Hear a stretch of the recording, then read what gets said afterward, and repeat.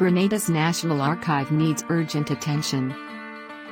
The National Archives of Grenada are at risk of being lost forever, warns historian and certified archivist, John Angus Martin, if authorities continue to do nothing to preserve and adequately archive its historical records.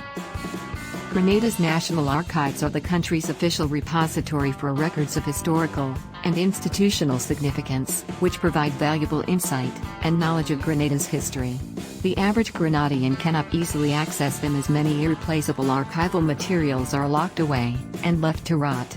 It is believed that the country's national archives are either inside the public library, formerly known as the Sheila Buckmeyer Memorial Library, in St. George's, which remains closed, or in compartments at Fort George. Local scholars or students wishing to conduct research must travel to access archival historical information and documentation on Grenada held overseas, or search online for information that can sometimes prove quite limited. This reality was expressed by Martin, who uncovered valuable information about the country to complete his publications A to Z of Grenada Heritage, 2007, and Country Caribs and French Settlers in Grenada, 1498 to 1763. For this very reason, Martin, in the early 90s, developed and proposed that the government of Grenada explore the establishment of a Grenada National Archives and Public Records Management Program to preserve our national identity. The 20-page Archives Plan 2013 document shows the need to implement such a program, and outlined a 5-phase process towards achieving its creation and management.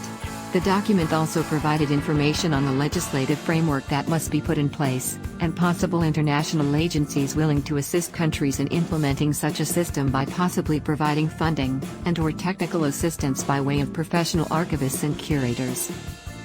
In the introduction of the document, Martin stated that the continued neglect of the establishment of a national archive to house our collective memory could lead to a national identity crisis in the near future.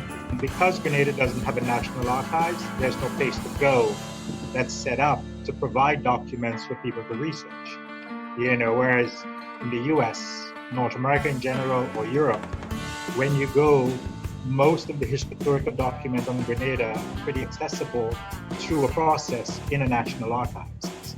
Grenada does have specific documents that lots of people would love to see, but because we do not have an archives, there's no way to access them. The documents that Grenada has are locked away in the back of the library, and those have been inaccessible for quite some time. And even if they were accessible, there's the problem that a lot of the documents need preservation. I would probably not want to access those documents because many of them have fallen apart, so they would need to be preserved before you do that. Most of the information on Grenada is found outside Grenada.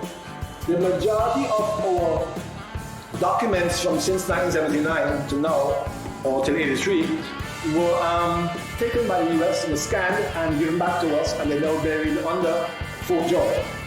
Our library, again, which has some documents and our books for people's intellectual development, is closed and locked in.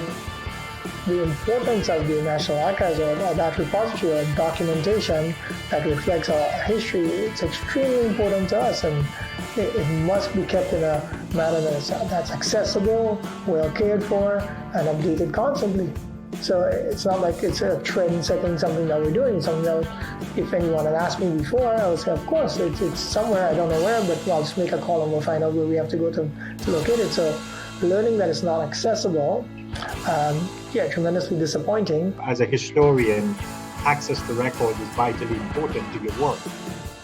So it's something I've been advocating for. I've met with government officials before, trying to say, we need this. And I understand that it's not a priority, but I actually think it's very important and it should be given some kind of priority, because once you lose it, you cannot get it back. So it's one of those things, you can't put it off for too long, because it's going to get destroyed and we're not going to have anything when we do come to try to save it. So I think it's really behooves any government, to try their best to find ways to preserve these documents, because they are important. It's our only connection to the past in a way.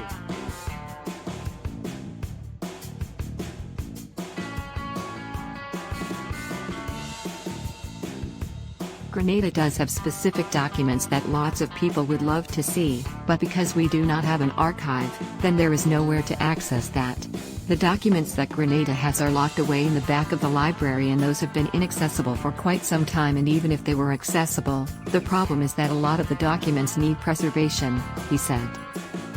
Surprisingly, Martin said information on Grenada's historical births and deaths are accessible through genealogy research centers across the US and the UK, which are run by members of the Latter-day Saints or the Mormons after they received permission in 1989 to copy these documents. This, he said, has proven quite useful since many of these documents, including deeds in the Supreme Court's Registry Office, are now lost forever.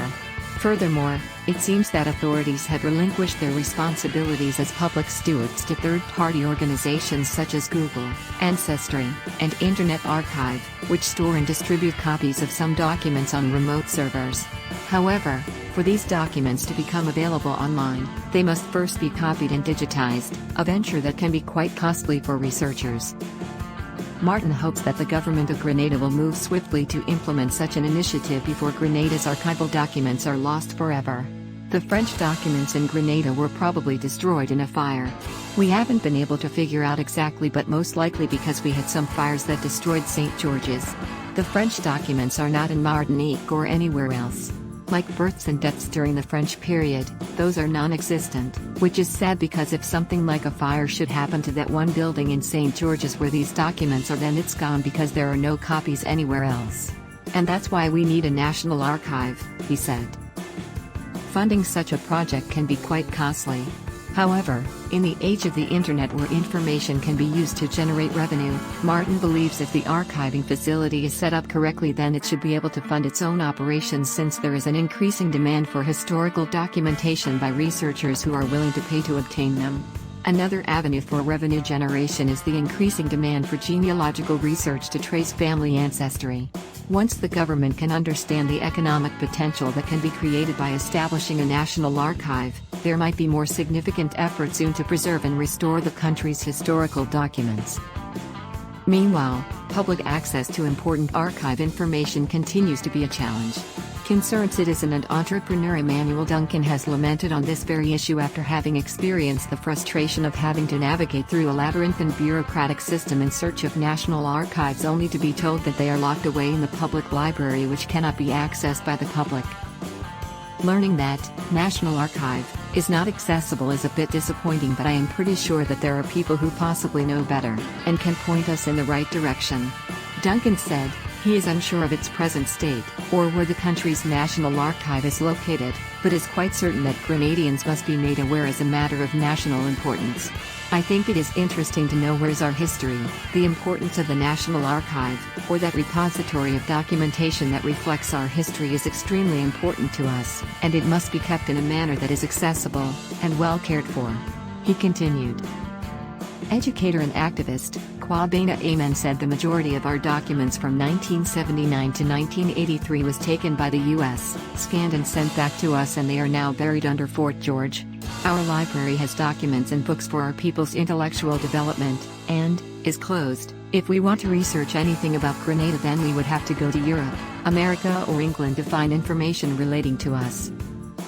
Head of the University of the West Indies, Open Campus, Grenada, Dr. Nicole Philip Dow also sees the establishment of the National Archives and Public Records Management Program as a matter of national importance. On the matter of a national archive, it's imperative that a common space that would facilitate research and writing be established in Grenada. People doing research on Grenada, in particular the colonial period, have to travel to the UK to access colonial office documents. With a national archive, arrangements can be made for interlibrary loans or copies of some of these documents to be housed in Grenada. Papers and documents of noteworthy Grenadians like George Brisson can find a home in special collections. This space should also be equipped with computers and printing services for youth who do not have access at home to complete their school-based assessments, SBAs.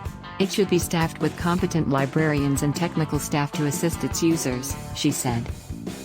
The government previously mentioned an initiative to digitize public records. However, efforts made to contact officials at the government ministry requesting information on the whereabouts of the National Archives proved futile. Thank you guys for watching. Wishing you a blessed day. Don't forget to subscribe to my YouTube channel. See you in my next video.